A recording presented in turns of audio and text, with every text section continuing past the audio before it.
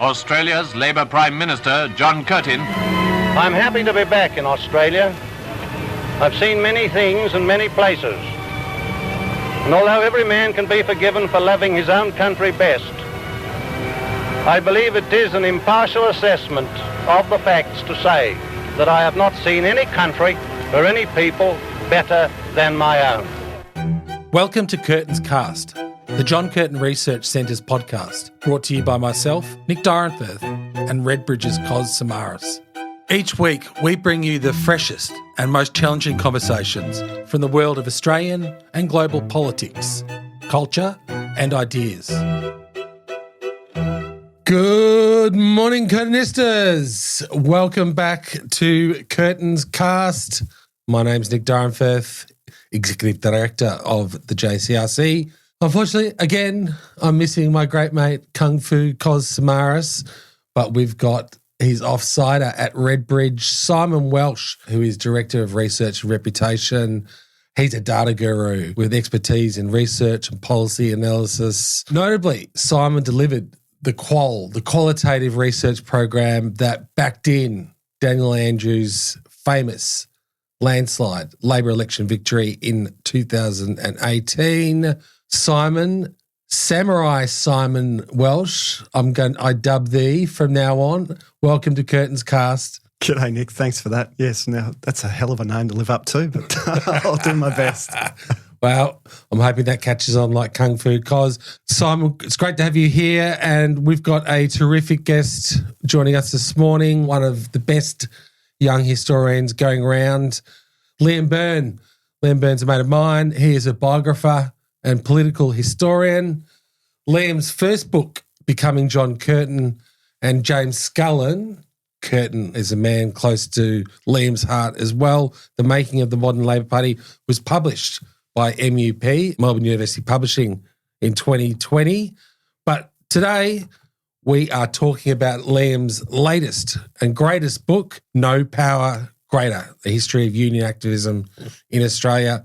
Liam Byrne, welcome to Curtin's Cast. Thanks so much, Nick. It's really great to be here with you both. It's funny you mentioned I was on the way here thinking about how nice it is to be able to talk about the new book, of course, but thinking about the amount of time in my life I've spent effectively following John Curtin around and, being a biographer, but also being very much inspired by Curtin. To be able to speak on a podcast, inspired and in tribute, it's a really lovely thing. So thank you so much for inviting me. No, the pleasure is all ours. And if you want to run a James Scullin spin-off, I'll come on to that too. Give us a little bit of a background. You did a PhD at Melbourne University. That's right, yeah. That's ancient history, Nick. Ancient history, my PhD. So my PhD was on the political culture of the Victorian Labor Party. Yeah. And so like a lot of PhDs, it was very conceptual, had a lot of theoretical stuff, but at the heart of it, it was really trying to get to the human experience of the Labor Party. Why did people join Labor? What did party membership mean to them? And where did the ideas of the party come from? So stuff very relevant to your work as a historian as well. And when I was writing that thesis, I increasingly came across John Curtin and James Scullin as young activists, and then as sort of Labor journalists and as Labor leaders. And it was interesting, we could sort of follow their story throughout the years that I was looking at, really from about 1901 to 1921, and see their growth in prominence and their sort of their increased leadership role within the Labor Party, but also see the way that they were part of a contest of ideas within Labor at the time about what the party stood for, what it should stand for, what are the bounds of its reforming project, and how best to actualise that. So really rich, interesting, meaningful debates which haven't always been captured in the history of the party. And it was really lovely to access that through those kind of personal stories. So then that became the biography. Yes, with a very fine dual biography. Now, you're wearing green. Can I dig into what attracted you to Labor history and the Labor movement? Byrne, Liam.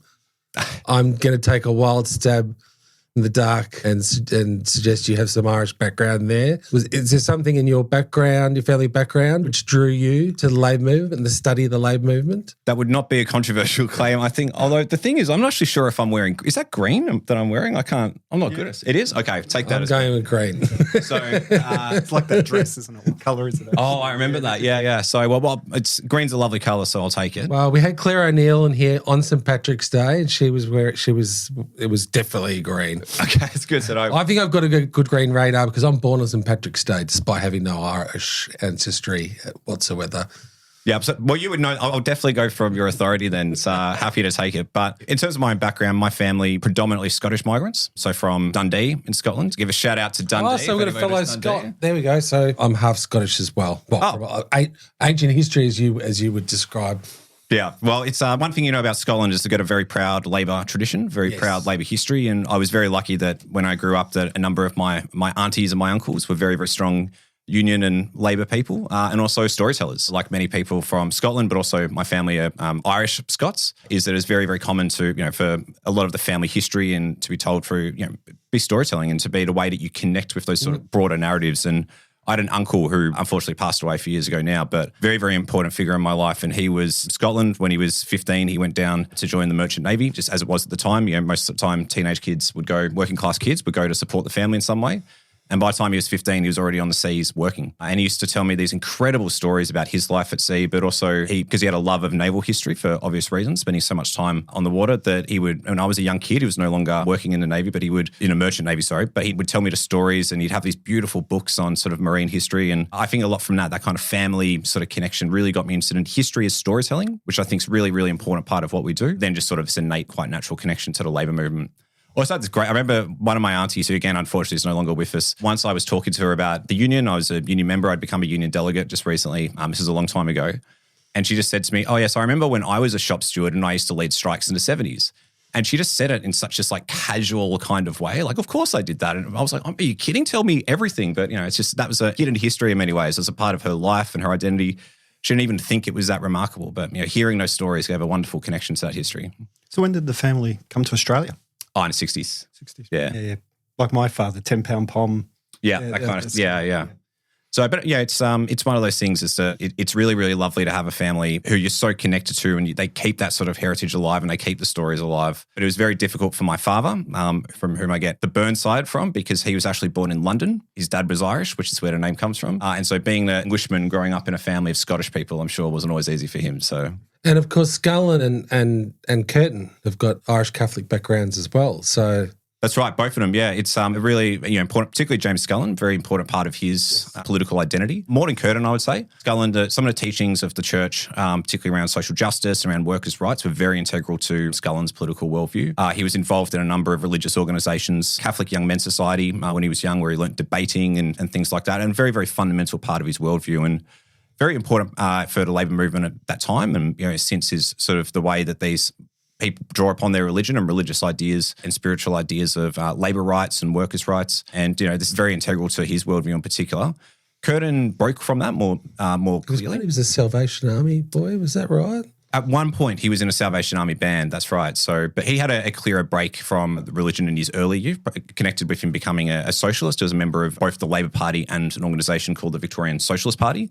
The Victorian Socialist Party at that time, very different to subsequent socialist parties. So you were still a member of the Labor Party and a member of that organisation in Curtin's case, but a clearer sort of break with the sort of religious ideas of his youth, particularly under the influence of Tom Mann, who listeners might know about as well, a really significant Labor activist and socialist thinker. And so for Curtin's younger life, he was more involved in the sort of more radical socialist groups, but later on became more obviously central to the Labor Party. I just wanted to drag us back to some of that ancient history for a moment. I was really intrigued when you mentioned that you'd done research into why people joined the Labor Party, and I would presume how that sort of evolved and changed over time. And I know it's dragging you back to your PhD thesis. You might not remember any of it, but how much can you recall of essentially the thesis and what you discovered in that research? Well, I think the early 20th century, it's a really interesting time to look at the Labor movement because the Labor movement is incredibly diverse in its ideas.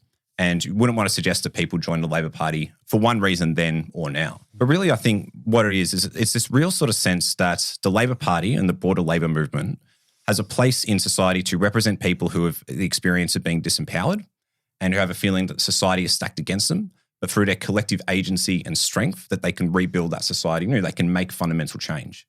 And then within that sort of broad program, there are significant differences that exist as to what that change should exactly look like, how you achieve it, the timeline of how you achieve it, and so on.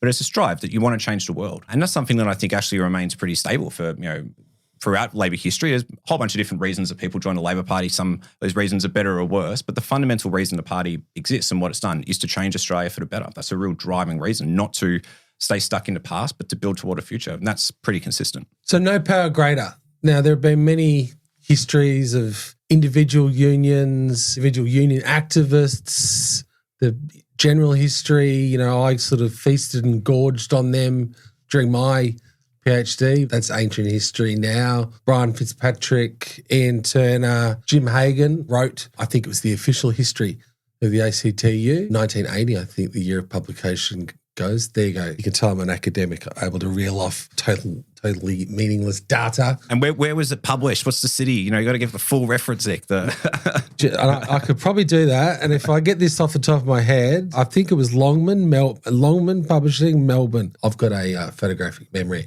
Anyway, enough about me. Why was it important for you to write? And I'm describing this as a sort of general history of unionism, but it's more than that. It's about union activism. You know, why was it important for you to write a new history for, I guess, new generations? And, you know, what makes it different to the likes of Hagan? And I reeled off a couple of names from the old left. I sort of pushed the new left off to the side there because I think in terms of the storytelling, in terms of lionising, memorialising and being able to use the past constructively, I think the new left actually made a break with that old left tradition, which I'm attracted to. But Liam, why did you write No Greater Power and how is it different? Yeah, it's a great question, Nick. And obviously in writing this, I very much stood on the shoulders of those before me, talking about people like Ian Turner, for instance, who, you know, don't agree with everything in terms of the way Turner put things and so on, as you don't with other historians, but like really astounding work and really amazing contribution. Your own fantastic history of the Australian Workers' Union, which is referenced, you might have noticed a few times, so also correctly referenced, I hope. A few years ago, I remember I was contacted by a local library and they had a donation that they wanted to make of a stack of books. And they were all union histories, these beautiful, wonderful, incredible, rich scholarship. And obviously I was super excited to be like, yes, of course, I'll take them, of course. They'll find a very good home. But then when I asked, so why is it that you're donating them? It was a real sort of like poignant moment, but we need to make shelf space and nobody has borrowed these books in years. So it was a real striking sort of moment where, you know, it really hit me that there is this kind of disconnect between how exciting and inspiring and, you know, just moving and transformative union history is and how younger people in particular today, as you mentioned, access it and understand it and whether or not they find it relevant to them. And what I wanted to do was just to have a general approach. So as you mentioned, this is not a specific history. It doesn't detail with these moments, the many moments, which really I can only talk about in passing in that kind of detail that other works do. But it's about trying to draw upon something big about the movement and try to understand the fundamental realities of unionism, the why of unionism, just as we're talking about with the Labor Party before. Why have people created the union movement effectively? Why have working people created their own unions, maintain them, sustain them through incredible odds against, you know, through amazing struggles, and then pass them on generation for generation? Why do we have a movement that looks very, very different today than it did in the 1850s, for instance, and yet you still have that continuity? Like, what is it that has led to that? What is the human reality? And so I wanted to write a history that spanned across that period of time to trace a couple of big, broad trends, but really fundamentally to look at the humanness of unionism, to trace the fundamental human reality. You mentioned, and I'd encourage people to head off, if they want a little teaser, they have to buy this book. They've got to buy the book. If they want a little teaser, head to Liam's Substack. There's a lovely extract there. And front and centre of the extract is a fascinating woman by the name of Ellen Creswell, who I wrote about a little bit about in my ancient PhD. Got to stop using that phrase. Ellen Creswell. Tell us about Ellen Creswell and who else? Who are the other fascinating characters who appear in your book? I think Ellen's, you know, a formidable woman and her story should be much more widely known. I completely agree, Nick. I began the book with reference to Ellen, and she was somebody who, I'll be honest, before I started writing it, I actually did not know that much about her. And I think that's probably, you know, it's a common sort of thing is that many, many working activists, many, many workers' leaders who have made a fundamental transformative contribution to our country and our society, they get lost. They get lost in history for a number of different reasons. And while we couldn't, of course, bring all of those voices back, having the opportunity to talk about some of these really significant contributors who are not as well known, it's a really moving and powerful, you know, part of, you know, writing the book for me. Ellen Creswell was a Tayloress in the 1880s. The place I first came across her was in the testimony at a royal commission that was taking place in 1883, which is by the Victorian government at the time, into conditions in workplaces. And Creswell gives this story an account of what it was like to be a Tayloress, to work by piece rates. So that's where you get paid not by the hours you work, but by the amount of items that you produce. And the common reality in the industry for many women workers that they would work all through the day in a factory, and then they would often take garments home to continue working at night to make enough money to survive. There's also at this time outwork, which is the work in a home, was quite widespread. And there's also a series of exploitative working relationships that existed with that, often referred to as sweating. So a really, really hard, difficult sort of condition. And so she speaks very, very eloquently about the difficulties that women workers experience in the industry. But just as vitally, the reason why she was giving testimony was because of her action and her agency. So Ellen Creswell was actively involved in the strike of tailoresses that began at the end of 1882 in Melbourne. It began at Beef Shice & Co., which had a factory in Flinders Lane. And basically what happened was that the women workers there were told that they were going to get a reduction in their piece rates by 10%, which actually came on top of a reduction of 10% that they'd been given just a few months before. And it's at a time when the stereotypes around women workers were very much, you know, think about the dominant ideas about women workers was that they were supposed to be placid and compliant, supposed to be so-called ladylike, and things associated such as industrial organising, strike action. This was not the role that women were supposed to play in that society. That was very much the messaging that they were getting. The tailoresses defied these sexist stereotypes. They went on strike. They formed their own union. The strike expanded across other factories across Victoria and became a strike effectively for women working the industry, and they won. A really incredible contribution. And it was actually Ellen Creswell at a meeting at Trades Hall of about 300, 400, 500 tailoresses. The accounts vary, what I said in the newspapers, but who moved the motion to create the new union, the Tailoresses Union. So a really significant leader of that strike. Yeah, she's really fascinating. And also one of the first two female delegates to intercolonial trade union congresses. These were the sort of forerunners, I guess, to the ACTU in many regards, sort of national. Again, an amazing woman there amongst hundreds of men. You know, very brave. Yeah, that's right. I think there's a photo. There's one photograph of that which I think I found originally from Unique, but it is really striking when you see, you know, two women, Ellen and another woman, standing there in that sort of time, and you know what the experience would have been like to be at a conference like that, where there are two women in a room of hundreds, and to speak of those experiences. I completely agree with you. Incredibly courageous women, and worker activists and unionists. It's just reminded me, I think she produced one of the most striking lines across those congresses, ran for sort of a decade and a half, and she sort of described the role of working people in the most eloquent terms. She said, working men and women were the bees who made the honey. They were the producers, and they should not allow their resources to be used against them. I mean, it's just a beautiful summary of the nature of work, the agency of working people. You know, Nick, on that, I think those congresses... And the humanising, I mean, this is something that comes across in your book, is the core and the essence of unionism is about there's a humanising mission there. And, you know, the central idea, at least for me and for others, is first principle is human beings, workers, are not merely commodities to be bought like a carton of milk or a loaf of bread on a market. We're not commodities. We start from there and then we move out. Yeah, I agree. And those congresses, the intercolonial congresses, are so striking in the records. They're probably a bit understudied, I think. They were one of the few forums where workers, as it emerged anyway, across the colonies came together and had that forum to discuss on kind of what was becoming a nationwide scale about the common experiences that workers had. And the eloquence of what was said, you know, the philosophies that underpinned it, as well as the deep practicality. You know, these are people who understood very well the way the world worked. They understood their work. They understood the contribution they were making. And as you say, Nick, they understood that wasn't being fully rewarded.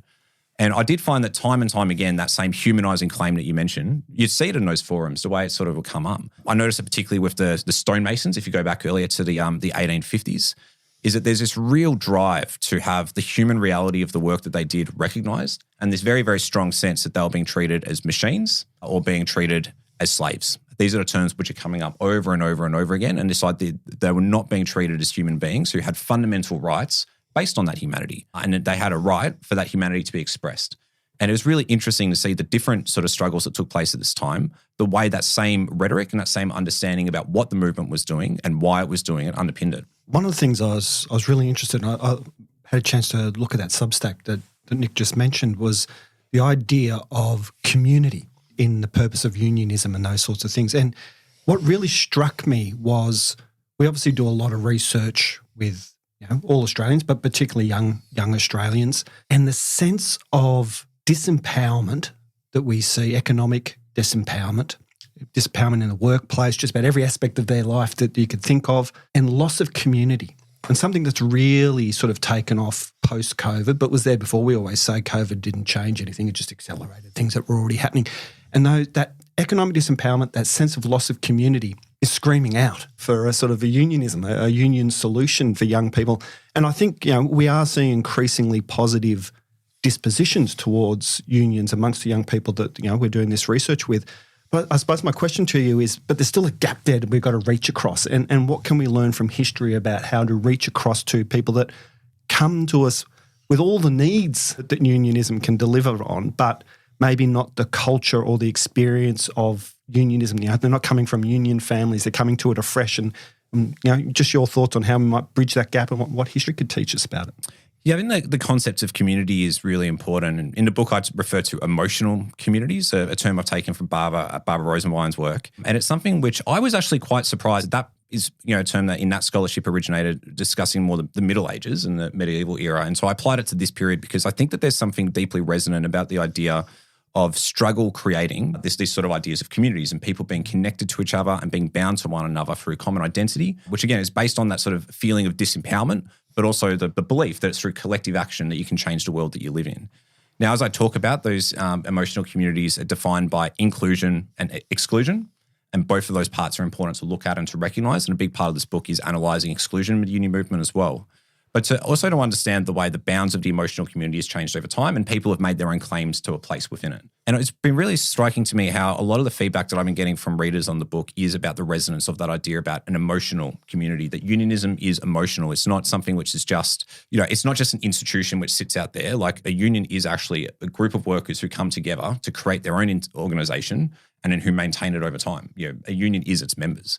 And but those members are bound together by something. Of course, they're bound together by interest. Workers get ahead when we take action together. That's a simple reality. But also beneath that, there's this idea that there's something that binds us and it is a power that we can have together that we can't have alone. Now, in terms of the specifics, I'll tell you in 40 years how to do that as an historian. That's fine. I think it's like talking about data and, introduction, like that's your job to tell me. But I think the thing is one of the reasons why we look at history is to remind ourselves of possibilities. It's not just to replay the record again.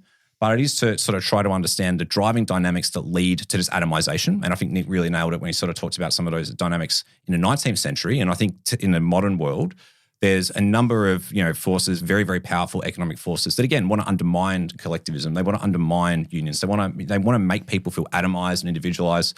Because we know they make lots of money off it, apart from anything else. And so it's about realizing that there have been restraints put on that before, that the union movements have been a powerful way to do that. And I think that's a lesson that's consistent, again, through all of Australian history. But what that looks like changes, of course. And, I don't want to pretend that nothing has changed since the 1850s. Like, of course, a huge amount has. But I think that's still that fundamental drive to collective action, to reclaim power over our own lives. In terms of the emotional community and the distinctiveness of unionism in Australia, it's great. We've got a country boy in the room today, Simon. He may not have been teeing off against City Slickers before we went live.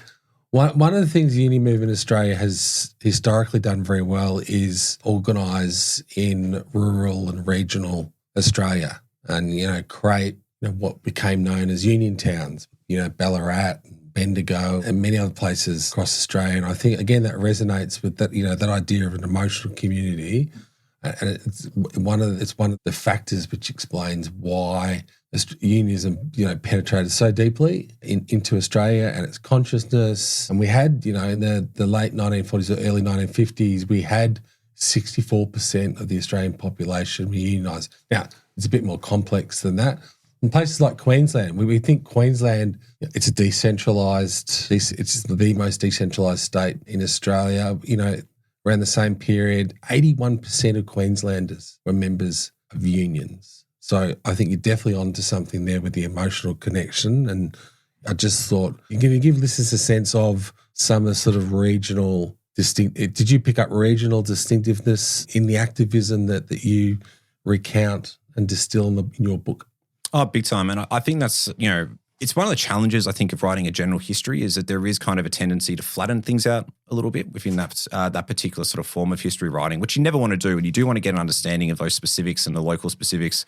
And, while there is, a union movement which has something consistent across it, that experience of local community, of industry and so on, that really does shape the dynamics of unionism in different places and different times. One example that really sort of strikes me, and Nick, I know you're in a risk, I feel a bit bad saying it because you're more of an expert in it than I am, but I'd think more about for instance, the Queensland Shearers Union and the strikes of the 1890s, which is taking place, which again is super regional. Sometimes quite large sort of workplaces, sometimes the stations are working on very few workers, largely itinerant workforce as well, not necessarily in that industry all the way through the year, and yet had an incredible sense of connection that sustained. I think it's 4 years of industrial warfare, was your term, Nick, that I quoted in the book. Incredibly serious, sustained strike action, not just in Queensland, of course, elsewhere as well. But a really, really deep, bitter sense of struggles. And I remember one person who I talk about in the book is Julian Stewart, who was actually originally known as John Stewart, but changed his name to Julian because he thought Julian was more poetic. And he was a union member. He was a union delegate. He took his sense of being a delegate and a shearer very, very seriously, but he was also a poet.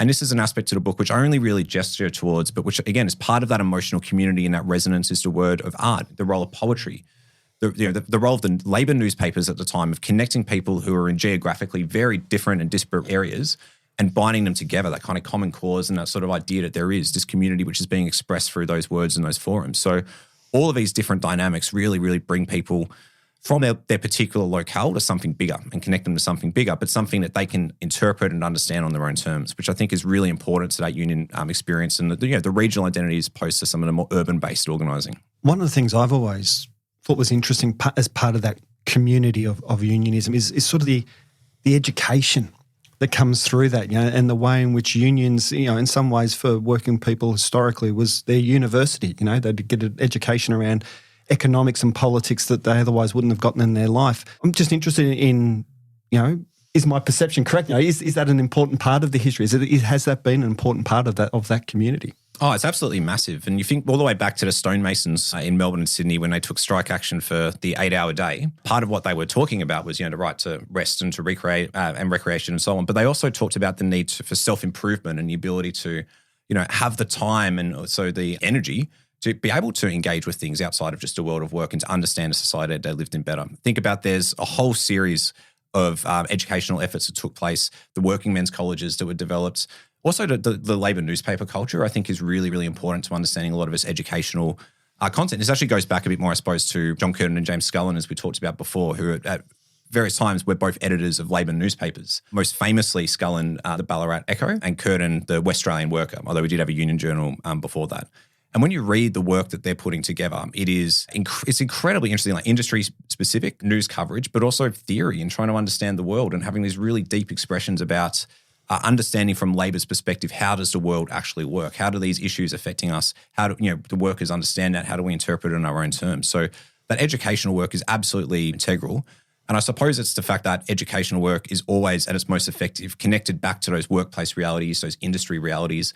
And, the idea of, yes, workers, have this educational effort, but also through the work that workers do, we know so much about the world that we're in because we run it. The world runs because of the work that working people do. There's a huge amount of knowledge and understanding about the realities of the world that come from that. The bees that make the honey, the bees that make the honey. Yeah, exactly. Yeah. And that's part of the education as well, is it's not, worker education is not just about some outside expert lecturing workers and saying, don't you understand, this is how the world works. It's about workers through their own experience, understanding that and bringing that, that knowledge to the table as well. The other thing which strikes me about the book is you're not afraid to shine a light on the flaws and the foibles of unions and union activism over a century or more. Do you want to explain this concept of exclusion and how excluded workers have dealt with that and nonetheless taken collective action? And there's obviously, I sort of big up the old left before, but that they ignored a lot of the exclusion. And I should say the new left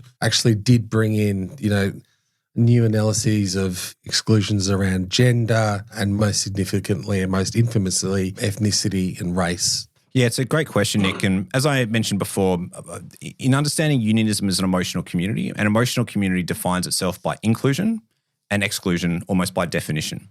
So what I wanted to do was to look back and understand unionism and the way it was formed in a particular time and place. Unionism was formed in a particular context.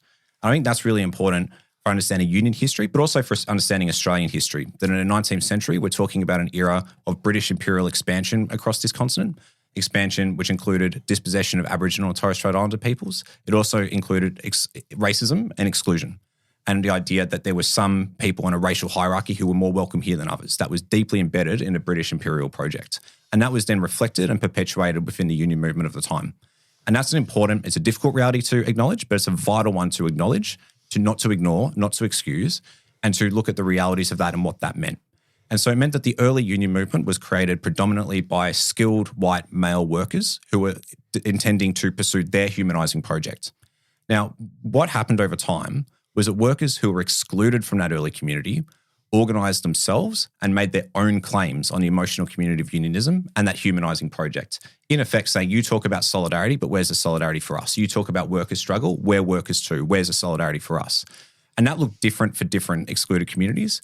So you see, for instance, with Ellen Creswell and women workers, that it was the Talaresses were able to win a place within the union movement, but they weren't able to win a place within the leadership of the union movement. It became a long, ongoing struggle for women workers to ensure that their claims were recognised as legitimate claims, workers' struggle claims. See, particularly in the 19th century, the exclusion towards workers, particularly Chinese workers, but workers more broadly from Asia, under the policies that would congeal into the white Australia policy in the new federation. This kind of exclusion was perpetuated in the union movement, where we see the European-dominated movement would actively exclude the Chinese Cabinet Makers Union, for instance, which was formed in the 1880s, from involvement in common struggle, common cause, and would effectively support different forms of legislation that would discriminate against Chinese workers. So that's a really important, it's a harsh reality of unionism, but as you say, we need to recognise this fully and with honesty. So the other part of the story is, over time, the process by which those excluded workers took their own action, made their own claim, supported by those within the union movement who did have a more expansive understanding of what solidarity means, and there are many of those as well. And so I tell the story from the range of migrant workers, for instance, after the Second World War, when there was the mass migration program, who put their own claims on the union movement through the migrant workers conferences, for instance, and how the union movement, as it was changing, began to respond to those more fully. So think about things at that time. There was, for instance, claims that workers should have a right to learn English on the job, because it's the case that many, many migrant workers coming to Australia would not necessarily have the highest proficiency in English at that time, and yet they were expected to work with manuals and sort of workplace instructions all in English without any support to gain it.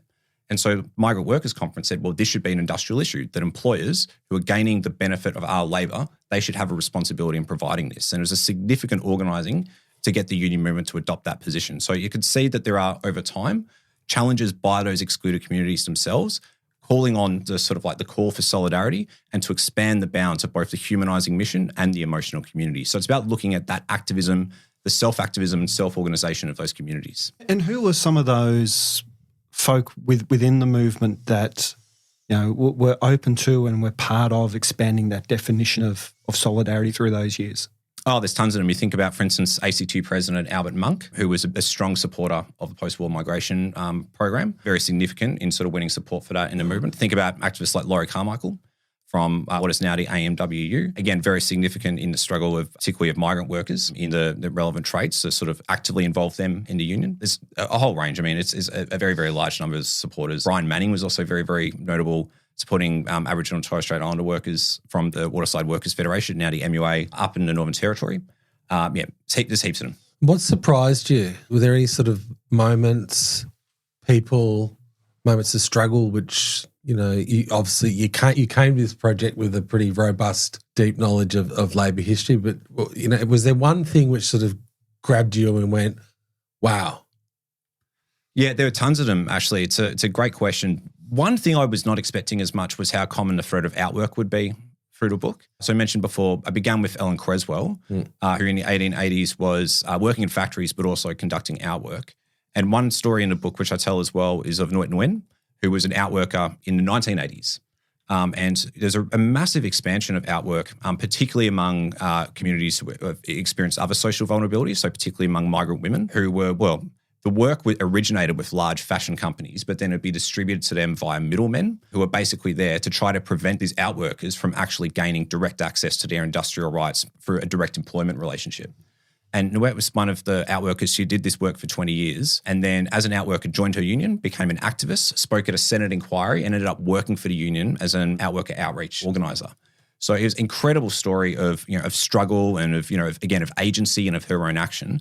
But it really, really struck me that a century apart, how similar what her and Ellen Creswell were talking about with their working experiences, and also how similar it was in terms of the way they sought to address that and to gain their rights, which is through their union. So but they're sort of now moving into the contemporary relevance, and I think you've been making you and others have been making the argument that we are actually starting to see some green shoots of revival in unionism, and for the first time in a long time, unionisation rates are ticking up in Australia. What do you see as the resonance from this history of activism for the struggles in the world of today, which of course in many ways resembles, that we have the outwork that you talk about is very similar to the sort of the Uber Eats and other sort of the Uberization, the economy and gig workers. So what are the kind of lessons which you draw from the book for today's struggles and challenges? Well, I think for me, if you look through the course of union history, what you really see are working people who experience disempowerment, not equally, but experience disempowerment, wanting to claim control over their own lives, their own life at work, their life in the broader world and broader society, and to have that agency and the sense that we have a stake in our own destiny, and we're not just being pushed around by forces that feel like they're outside of our control, by large employers who are telling us the way the economy is going to work, or conservative governments who are stripping away our rights and so on. We want to have a stake in our society, and we want to have the collective ability to influence that and the power to influence that. And I suppose it comes back to your earlier point, is that where do people find that power? Where do you find that community? Where do you find those sources of collective strength? And the reality is it's in the union movement, as it always has been for working people. And so I think the resonance and the deep sort of thing for me is that if you look over what we've had over the last couple of centuries, extraordinary gains by workers, like incredible contribution that's made by the union movement to improve lives in so many ways. Yet at the same time, that drive from the big powerful forces to undermine rights and conditions has always been there as well. And so there's that tension there. So what I think you see is most resonant today, as you've seen it through centuries of struggle, is that collective organisation and struggle is at the heart of what gives ordinary people power over our own lives. And through that, through claiming of that power, we claim something else, which is our humanity, our ability to influence our own fates, the common humanity, the connections that we have to each other. And I think that is something which has remained persistent through time. And, that's, to me, really the core of the book and what it's talking about is that emotional connection we have through reclaiming our humanness, through our connection to one another, which is maybe sounds a bit old-fashioned now to talk about stuff like that, but, that we have a common humanity, that we do have a connection with one another and a stake in a society and actually working with one another, which is reflected in the reality of most working people's lives, but so often a reality which is obscured in bigger conversations and one that we can reclaim. I suppose one of the other things that I'm kind of interested in, I'm sort of marrying what you're talking about in your book with the research that we see in the field. We've done a fair bit of research for the labour movement, often sort of looking around perceptions of unionism and attitudes to joining a union and those sorts of things. And one of the things that sort of comes through for us is the importance of, I don't know if this is the right word, but a kind of feminised image of unions today. What we see, particularly from young people, is the old wearing black, marching down the street, shaking your fists, is not the kind of image of unions that they would want to form as part of their community. That's not part of their in-group. It's not part of their history. It's not part of their sort of more middle-class culture. I suppose my question, what I'm leading up to, is just really a question about the role of women through the history of unionism, and are there people that we can look to from the past that might provide us a way forward and how we can deliver that sort of more feminised leadership in unionism? One thing I really wanted to do with this book is to take the experiences of workers who have been excluded or marginalised in a union story and to bring them back to the centre where they belong. And that includes the long, proud, incredible legacy of women workers, of women unionists, claiming their own place in the union movement, articulating their own struggles, and challenging sexism within the workplace, within broader society, but also within the union movement itself. And we began with Ellen Creswell, who's one of those incredible stories.